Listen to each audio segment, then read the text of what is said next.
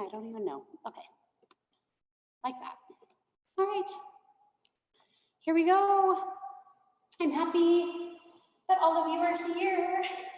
It's so nice every week to see everybody's faces and like end one week and start the next week with all of you. So let's sit right now in a comfortable position. I cannot provide you guys with blocks, but if you have something block-like at home, books or tissue boxes or something, that might be helpful today. If you don't have blocks, we're just gonna modify. And then, yeah, so get in a comfortable seated position, lengthen your spine, close your eyes or cast your gaze downward, and start to take some breaths, transitioning yourself from whatever came before this moment to being present on your mat, present with yourself, turning inward, noticing that you are the same as the light within you. And that light is the same as the light within everyone else.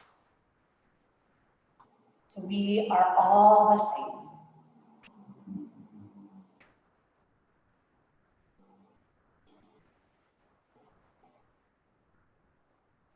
And every inhale you take, try to make it a little bit longer than the last, slowing down the breath as much as possible, trying to activate that parasympathetic nervous system, the rest and digest nervous system, the one that allows us to be calm and not worried. And then lengthening the exhale as much as possible. So maybe blowing through the lips like you're trying to make a flame flicker.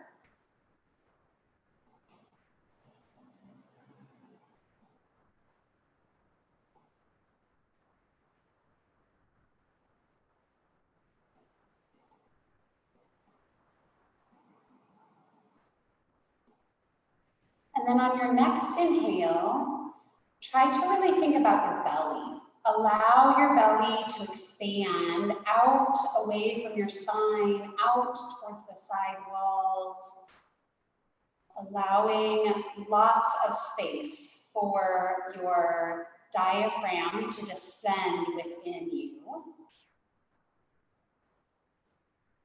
And then just notice that the belly comes back.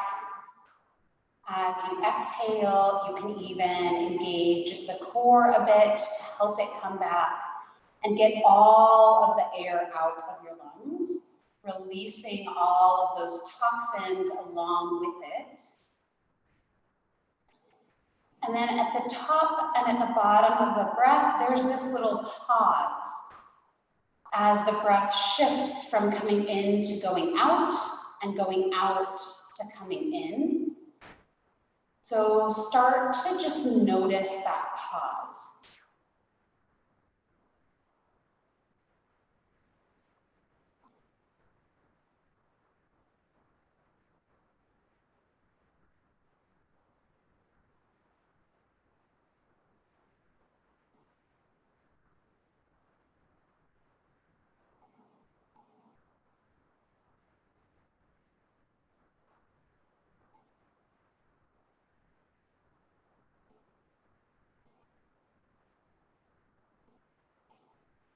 And then keeping the eyes closed, if you want to, begin to kind of circle the torso with the breath. So the forward part is the inhale and the back part is the exhale.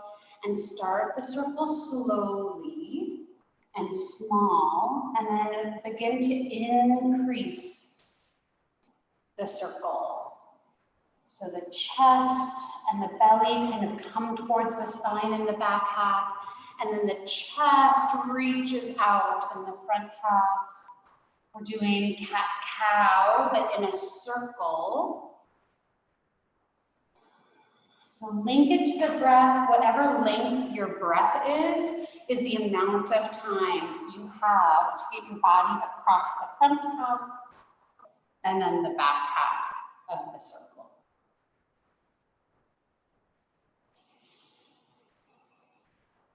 You can use the hands on the front of the knees to help round the spine and arch the spine and stabilize the body.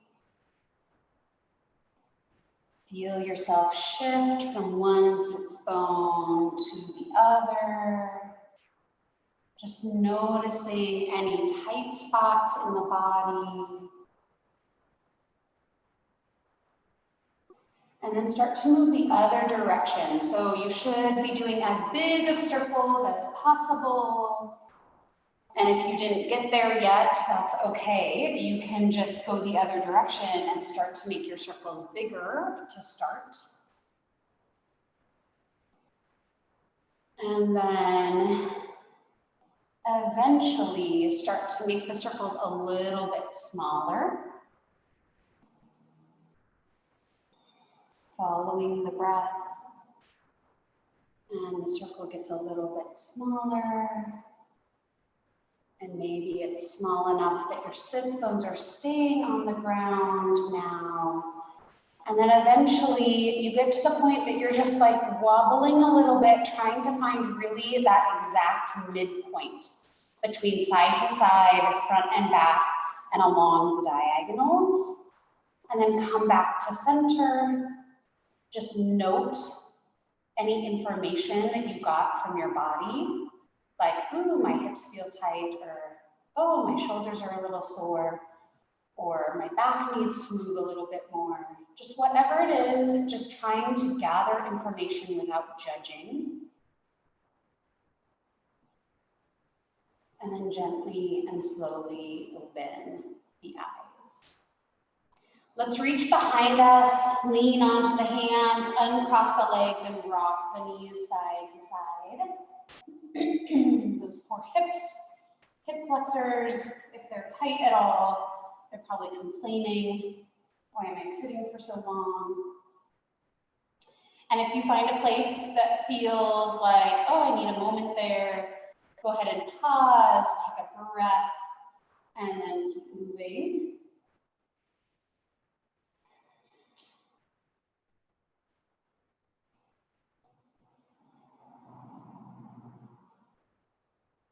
Couple more breaths.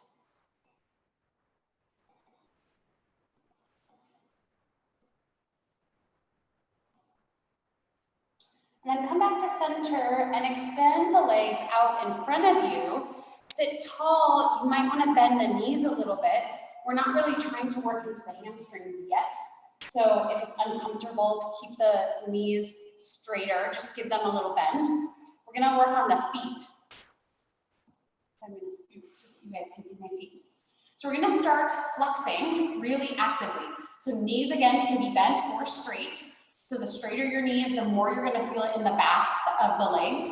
So if you don't want to feel the backs of your legs, that's fine. We're working on ankles and feet for the moment. So we're going to push the spot below the toes. So your metatarsals forward, and toes are going to try to stay back, back, back. So toes up, metatarsals forward, and then toes move forward. And then toes up, and then bring the whole foot back. Good. So metatarsals forward, toes stay up, and then toes point, toes come up first, and then flex. 2 more times. Metatarsals forward, pause there with the metatarsals like pushing forward, and then toes move down, toes move back, and come all the way back. 1 more time. Metatarsals forward, then toes first back, and flex, and then shake it out. You can either lift a leg and shake the foot out, and then lift another leg and shake the foot out. Okay, and then you're gonna flex the feet again, And we're gonna go out and around, so circles. So the 2 feet are actually circling the opposite directions. Good. About 10 circles. You don't have to count though. Breathe.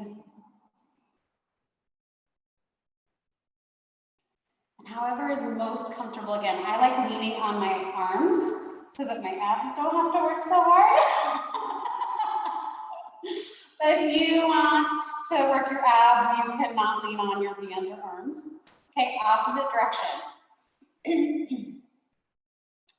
So our poor little ankles and feet don't get a lot of attention.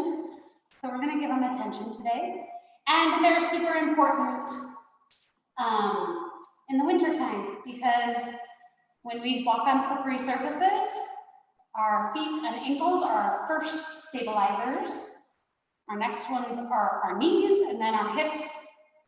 So we'll probably do some knee stuff. We'll probably do some hip stuff as we get close to the winter and more snow. I know we've already had one. Okay, once again, shake out. Hopefully you feel that, like I sometimes feel it on the front of my legs, right? Because those muscles we don't use as much as our calves. So you probably don't feel it in your calves, but you're using all of these muscles to move your feet. I don't remember the third thing I was going to do. Okay, we're going to skip it. Let's bring the legs over to one side and come up onto hands and knees. You do other things so I don't want stuff over.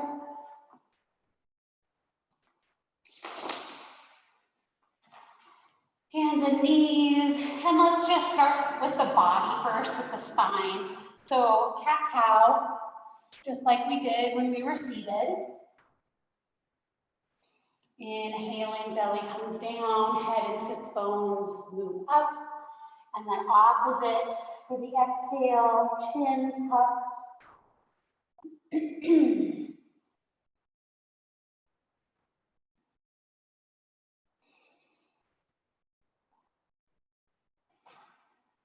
And then add in any movement you want. So if you want to wag the tail in each cat and cow, you can do that. If you want to do circular cat and cow, if you want to do some C curves, everything's always an option. It's just important that we're on our mat, and it's great that we're together. We don't always have to do the same thing. And then, in about 2 more breaths, we're going to come back to table.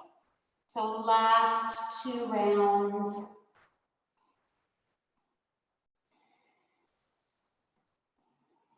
And then come back to table. We're going to extend the right leg behind, tuck the toes, press into the toes, and then reach the heel back behind us. So now we are getting into the back of the leg. So whatever's tightest for you, might be your calf, might be your hamstring, might be your Achilles tendon or your plantar fascia on the bottom of your foot. It wraps around your heel. You'll probably feel this somewhere.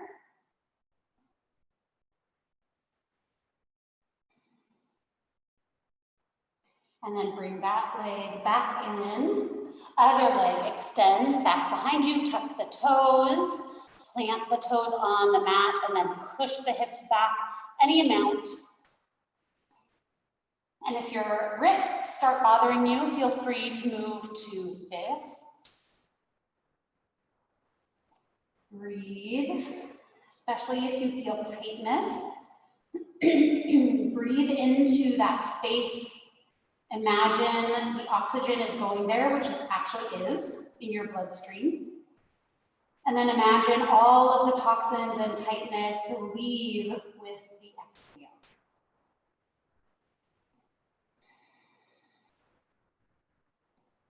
And then bring the toes back in.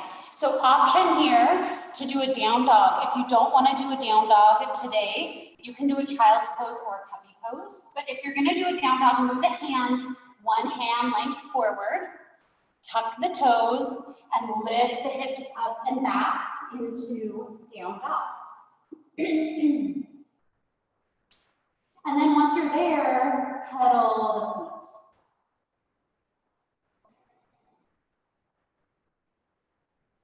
So just another way to get to the backs of the legs. And if you're choosing down dog, maybe down dog in your practice already feels like a resting pose. So we're hopefully resting and maybe stretching. I need a drink of water. Eventually come and all meet in child's pose.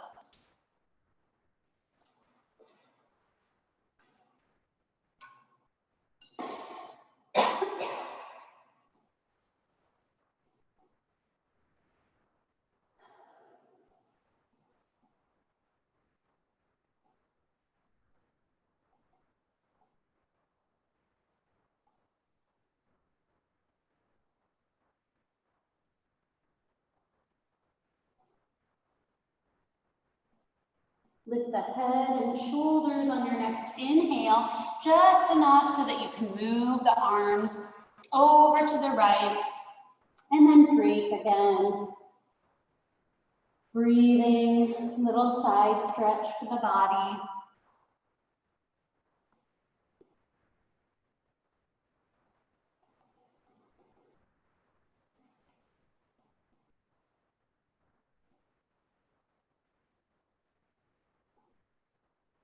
Inhale, lift the head and shoulders enough so that you can walk the hands all the way over to the left.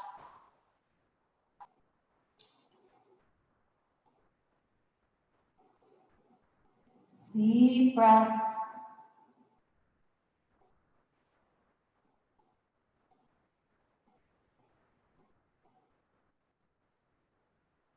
Inhale, walk the hands back to the middle.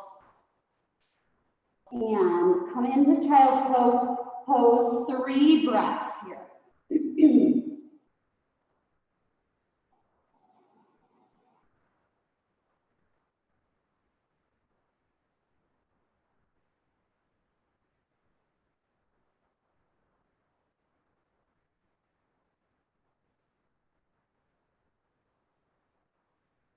And then come up. So this is where you might want your block. So I'm going to turn towards you guys so you can see better. So an option, if you don't have a block and maybe you need one, is to come all the way up like this. But I would like us to go into hero's pose, which is just knees together. We're going to keep feet together. Sometimes hero pose is feet apart, but we don't need to do that. And then we're going to sit our bum down. So if you had a block, you would separate your feet just a little bit and put a block there to rest on. So if this is terrible for your body and you don't have any props, go ahead and just stay tall. But for the rest of us, we're just going to stay here for a moment. So I want you to put your hands on your thighs, wherever they are comfortable, shoulders back and down, and breathe. Maybe close the eyes. Like 3 breaths here. So sometimes when I haven't done hero's pose for a really long time, my knees are like, what are you doing to me? And my thighs are like, we're way too big to do this pose. And my whole body is like, what are you doing? But this pose is really beneficial for a lot of reasons. And I have knee issues. And so one of the reasons it's beneficial is it forces all that synovial fluid out of the knees. And you would think that's a bad thing, but it actually is a good thing if you do the right thing after. Because when you push it out, your body actually wants to make more. And so if you bring that fluid back in, then you actually get more fluid back in, and it helps your joints just work better. Okay, let's all come up. So hopefully that wasn't terrible. Sit down to one side, sweep the legs out in front because this is the easiest way to do this. And then I actually want you to kick your leg really hard out because that kicking motion is what brings the synovial fluid back into whatever joint you were just compressing. And then kick the other joint or leg, whatever. Okay, you can like shake it out a little. Then we're gonna go back. So sweep the legs off to one side, and then if you need to, use your hands to come back up. This time we're gonna stay up. And once again, if you have a block, sorry for those of you that are here, put it over to your right side. And then we're gonna take our left leg and extend it out to the side. Heel is in line with the knee. Toes are pointed forward, if at all possible. You guys on the computer can't see this, but the sun is like right in my eyes. My goodness. So, what? It's a good problem. It is a good problem. The sun's out. Yes, I'm happy. So, again, modifications. I'm gonna let you know when we get to the point that we might need modifications. So let's inhale, sweep the arms up. Exhale, lean over to the left, towards the leg that's extended. So the top arm is just over the head. The bottom arm can rest lightly on the leg to give a little extra support. So this is gate pose. Then when you're ready, inhale, come back up to center. So this is where we can do modifications. Exhale, this hand can come down to the side and you can just lean, or this hand can come all the way down to your block or your mat, and you can come into modified half moon. And then this is like really awesome core strength. We're gonna reach up with the left hand up and maybe use some of that momentum from the left hand to come back up. We're gonna do that 2 more times. So you guys can choose what you wanna do. Couple breaths in gate pose, stretching the side of the body. On your next inhale, come back to center and then choose wherever you go. You might just go here, little side bend. You might come down further. If you're down on a hand or a prop, maybe you want to lift this leg. Keep the foot flexed, reach through the heel. Yeah. And then if the leg is lifted, place it back down. Try to get those toes pointed forward. Reach with that left arm and come up. And then exhale into gate pose. I did this on Friday morning. I had cleaned the playroom in my house on Thursday, so there was room for my yoga mat. So I moved up there, and it's super dark in the mornings when all my men leave. My husband takes my kids to school. And so I had 2 candles lit. Inhale, come back to the center. Exhale, your choice. Modified half moon of some sort, maybe lifting the leg. And I did this sequence, and it was like amazing.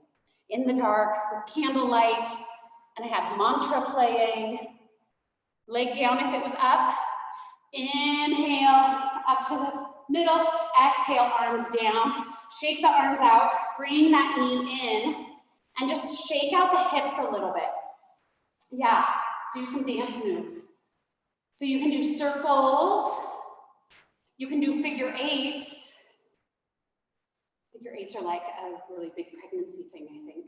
It's like the only time I hear about people doing figure 8s. You can do full circles. All right, and then maybe like walk out the knees a little bit. Other side. So right leg out, heel in line with the knee, toes pointed forward as much as possible. Inhale, sweep the arms up. Exhale, lean towards the extended leg. Gate pose. Take a breath or 2. When you're ready, inhale back to center. Exhale to your pose. So it can be just a small side bend. Fingertips can be on the mat. Hand can be on the mat.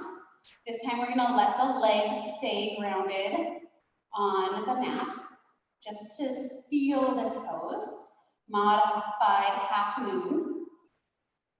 Inhale, I always like to bend my top elbow and kind of sweep it up to help me come up, especially when I'm a little heavier in the center than I normally am. And then exhale into gate pose. Any help that those like core muscles can get, I think is beneficial for all of us, for all stages. Inhale when you're ready, center. Exhale, hand to the mat if it'll go there. Maybe lift the leg. Breathing. And then lower the leg. Inhale and sweep your body up. Maybe check your alignment. And then exhale, gate. Gentle pressure on that extended leg if your hand comes down to your leg. And then inhale, last one. Exhale, modified half moon, whatever that looks like for you. If you're lifting the leg, you're building super strong hip muscles that are stabilizers. Again, that winter weather, drop the leg, sweep it up. Good job. Exhale. Bring that leg in. Oh, shift. Oh no, sorry.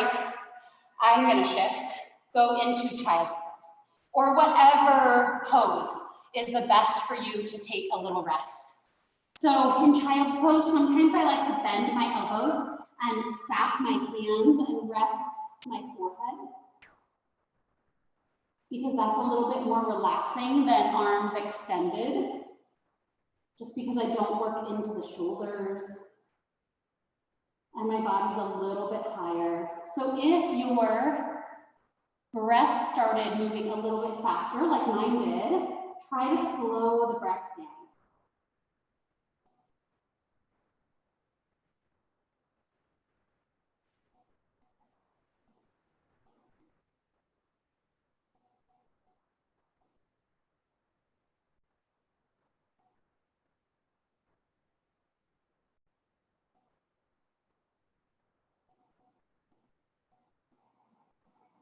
Two more breaths.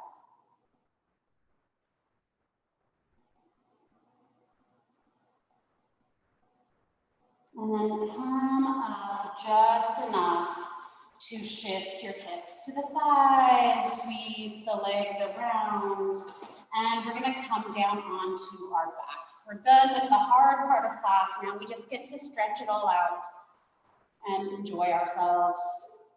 I wish I had music. I'm really missing music in our yoga classes. So bend the knees, plant the feet. They can be wide or narrow. And then windshield wiper the knees.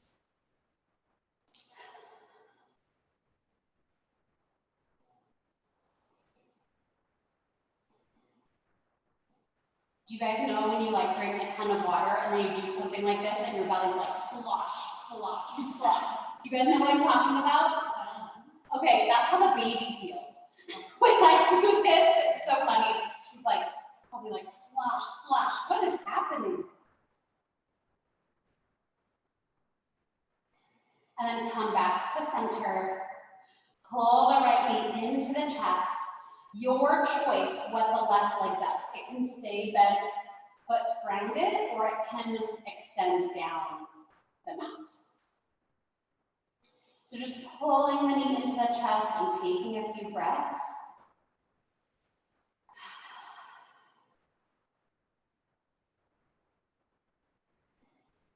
This is wind releasing pose.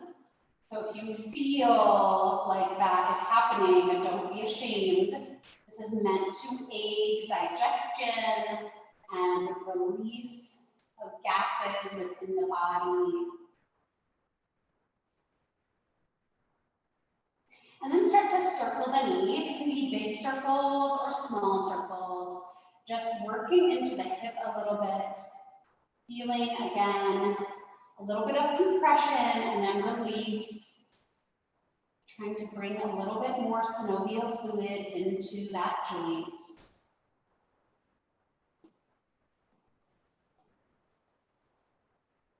The hips and shoulders are so interesting to me because they're the only ball and socket joints that we have, and so they're more mobile than most of our other joints, and so they need a little extra attention too. And I just feel like our hips are so precious to us as we age, and they can be so hurt. Bring the knee back into the chest. And then if you have the left knee bent, maybe you want to extend it for this spinal twist. Let the right arm come out to a T, and then the left arm is going to guide the leg across the body. If you have a different supine spinal twist that you would prefer, feel free to take that instead. And then once you get there, just notice, how does your body feel? Is there like a little adjustment you need to make? Does the knee need to move away from the chest or more towards it? Have you twisted too far and your right shoulder is coming off, so maybe you need to back off a little bit? And then choose if you're going to turn the head. If you turn the head, probably you're going to turn it to the right to complete the twist. And then once you're there, just take a few breaths, allowing your body to enjoy what is, allowing your mind to calm, allowing your spirit to bank this moment of peace, of solace, of calm, so that when the world around us is swirling, which I kind of fear for this week, we can come back to this bank that we have of all of these calm, tranquil moments, and we can use them.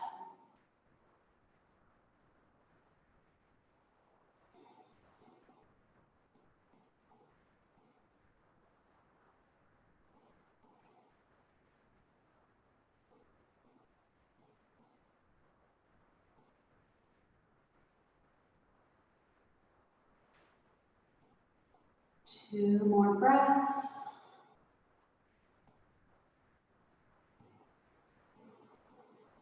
And then use your core to bring yourself back to center. Pull that knee into the chest one more time. And then let the foot float down to the mat. Bend the other knee. Maybe lift the hips just slightly so you can straighten out the spine from any like wackadoodle thing that happened when you were twisting. And then when you're ready, pull the left knee in. Right leg can stay bent or it can extend down the mat. And once again, a couple breaths in this wind releasing pose.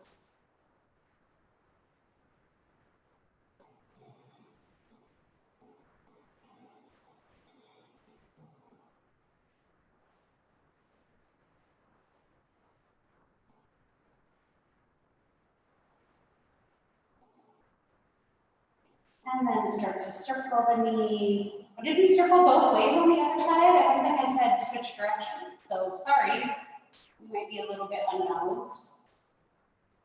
We can come back to that side. And then switch direction. You guys are gonna suffer from pregnancy brain because I'm your teacher. Sorry about that.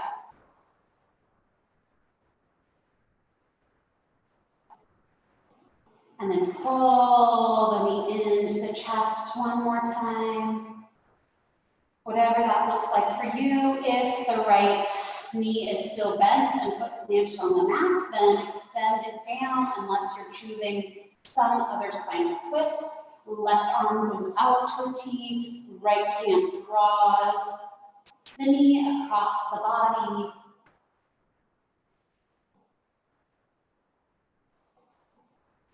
Left shoulder stays grounded. Pause for a moment, just feel what your body is trying to communicate to you, and then maybe choose to turn the head if you did on the other side. Always making sure that any turn of the head is okay with the neck.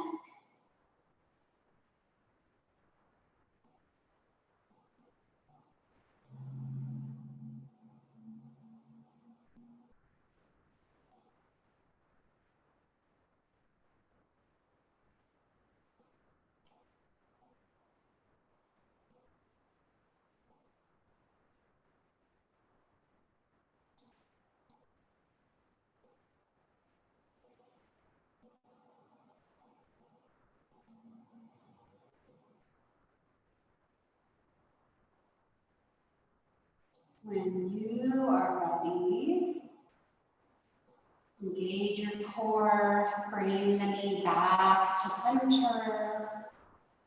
Pull the knee into the chest for one more breath. And then plant the foot, bend the other knee, plant that foot, lift the hips, just realign the spine, maybe lift the shoulders as well. And then let's bring the right leg and cross it onto the left into figure 4. And this might be where you stop. Maybe you have space to lift the left leg.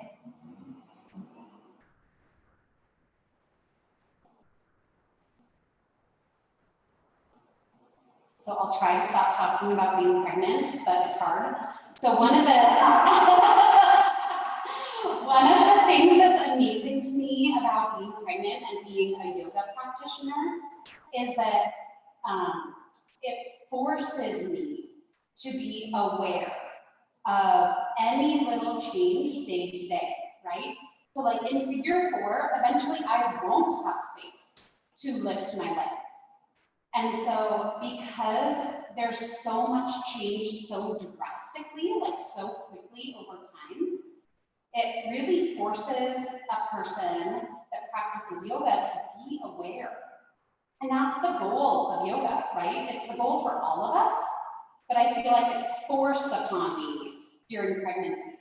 And so injuries, I think, do it too. Like when I injured my knee, I had to assess every moment of a yoga class, whether the next thing I was asking my body to do or the teacher was offering was going to be okay. And it changes day to day when you have an injury. So we can probably all relate to that because I want to meet someone that's never had an injury before. But I feel like pregnancy does that too. And it's so good for us to like actually have to pay attention that precisely, like to that change every single day. So anyway, just something to think about. Like what if you could pretend you had something that made you pay attention to every small little change in your body, because we all have them.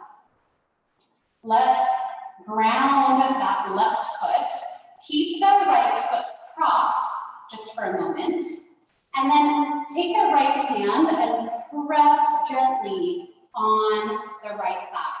So I have short arms compared to my torso, so it's a little bit hard for me, but maybe you can get that knee to move out a little bit more, and of course, paying attention to ankle, knee, hip, inner thighs.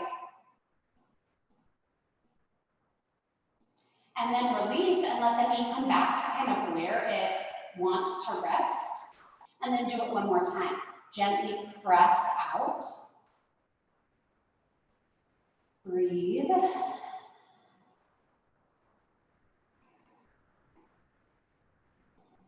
And then allow it to come back to where it rests. And then just notice your resting point. Like, has your resting point changed? Or has it not changed, but you feel a little bit different, maybe in your inner thighs or wherever you felt that stretch, if you felt it. Okay, let's uncross let's take a moment to rock the knees side to side. Maybe going wide with the feet, maybe going narrow with the feet, whatever it is that you want to do for your body right now.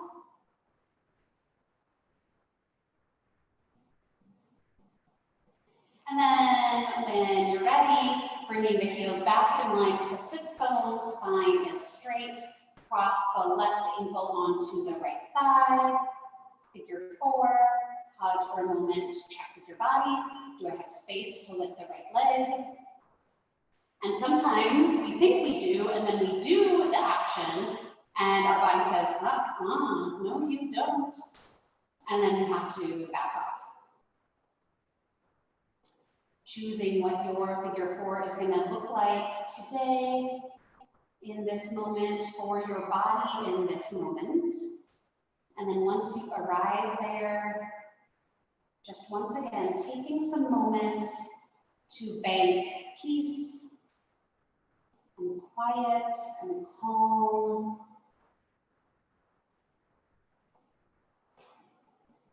Breathing deep to make sure our brain is with our body, our bodies are safe, our bodies can rest, but sometimes our brain still thinks we need to be in panic mode. So those long, deep breaths will help the brain meet us where we are, which is in calm mode.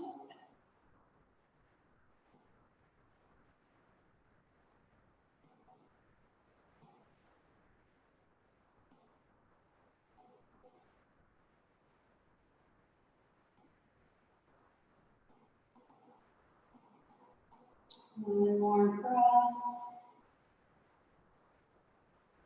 And then let's let that right leg float down to the mat. Keep the left leg crossed. Reach down with your left arm and gently push that knee and that thigh away from the body. Once again, in every millisecond, noticing your body and using that information. If your body is saying, no, do not do that to me, then you need to ignore what I'm asking you to do. And that's true for any moment in any yoga class. And of course, any moment in any part of life, right? If someone tells you to do something that your mind or body is saying, don't do that, we should listen to our intuition. Something I'm still learning to do. And I think we're all women today. And so I think that's like a societal thing that women tend to try to please more than men do. And so we are even more prone than our counterparts to do things that our intuition is saying, no, don't do that. Release. Oh, I forgot, I talked too much. Take a moment and then push one more time, gently putting pressure on that thigh. So as women, we have to reclaim our intuition. We have to reclaim the ability to not do what we're being asked to do. And yoga class is a really good place to practice that. And it took me a long time in my practice to actually start doing that in yoga. To actually start not listening and moving the way my body needed me to move, and then release. Just take a moment, feel that inner thigh, feel the outer thigh, feel whatever it was for you that made a difference, and then uncross. And then maybe keep the heels in line with the sits bones. If you hate that, you can adjust the feet. We're going to reach the arms up, keep the shoulders grounded on the mat, take the opposite elbows, and we're going to do that rocking motion with the knees and the elbows. So knees go one direction, elbows go the other. And then once again, if you don't like that position of the feet where the heels are in line with the sits bones for a knee rocking, you can adjust. And then if your neck is happy today, you can add the head. The head follows the knees.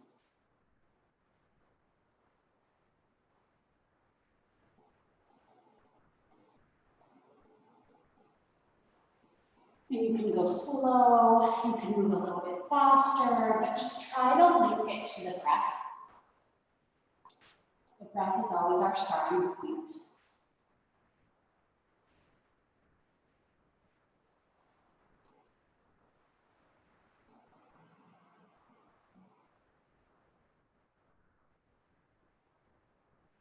Two more rounds, so 2 more times to each side. And then we'll meet in the middle.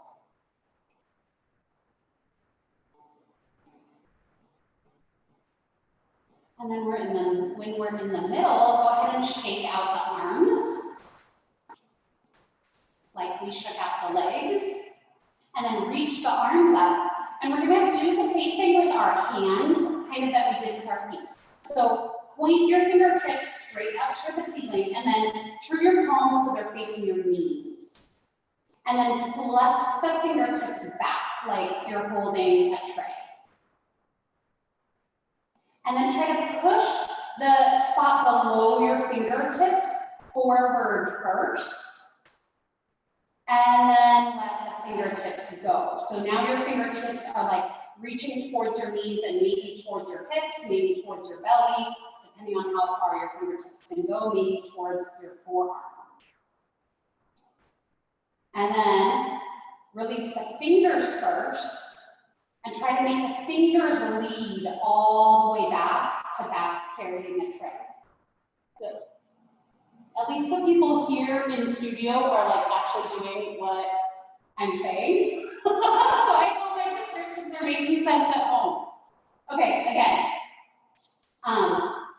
The space below the fingers lead, and when you can't move your palm anymore, then the fingers can keep going. Down, down, down, down, down. And really we want the fingers to kind of stay straight. We don't want them to curl in. Oh, it actually, curling isn't terrible either. That like stretches even more. So whatever you prefer. I had never curled before, but curling gets a nice stretch over the top of my wrist. Whew, and through my arm. So hopefully you guys feel this. And then fingers lead, uncurling, uncurling, uncurling. Fingers lead, pulling back. Hopefully feeling a stretch in the front of the forearm, below the wrist. And then shake out the hands like you're flicking water off your fingertips. Good. And then circle the wrists. So both hands are going out at the same time, so you're actually like going different directions.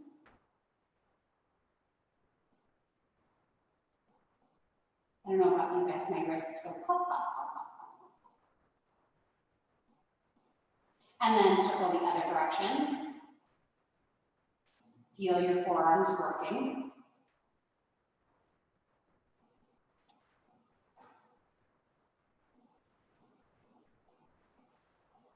And again, shake, shake, shake, shake, shake, shake, shake, shake, shake, shake, shake, shake.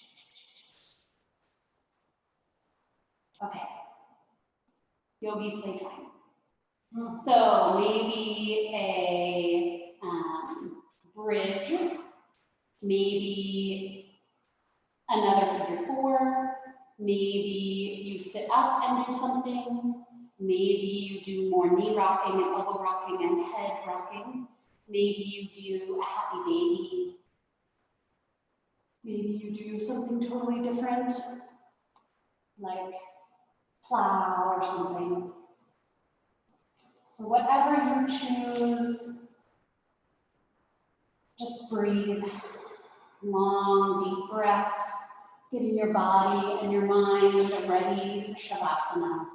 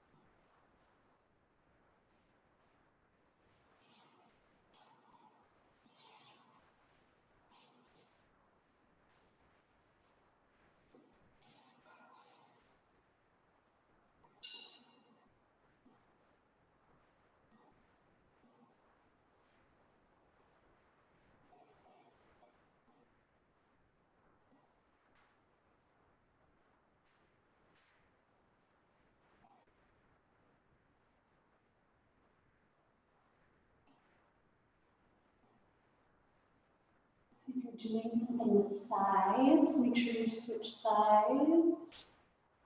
Everybody in the studio has already gone to Shavasana, which is beautiful.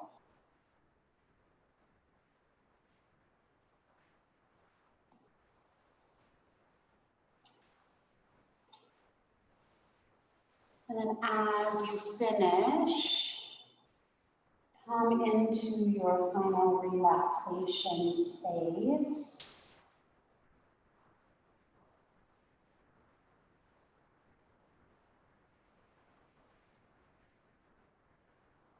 And if you're not already zoned out, take maybe 2 more deep breaths before you totally let go.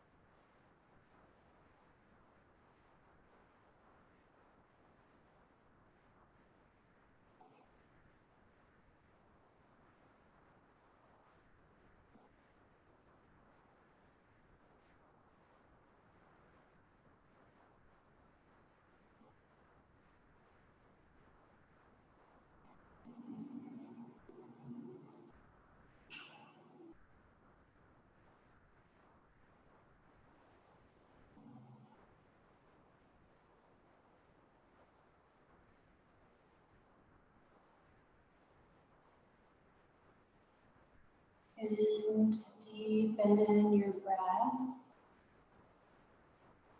waking the body slowly.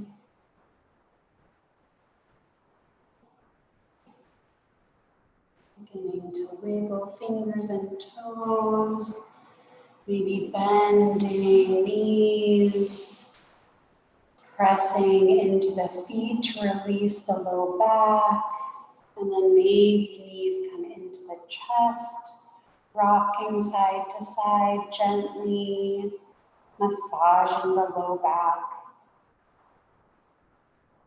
And then eventually coming up to a seat, however that works for you.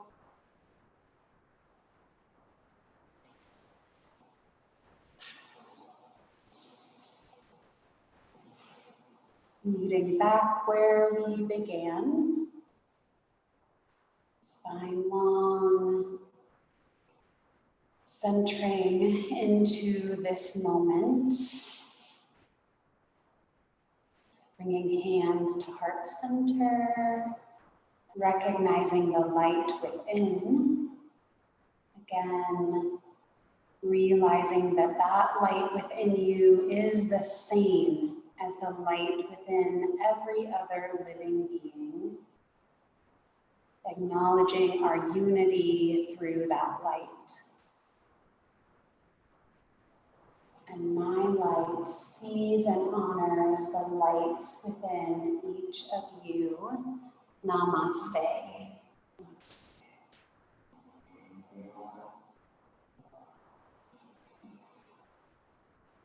Thank you.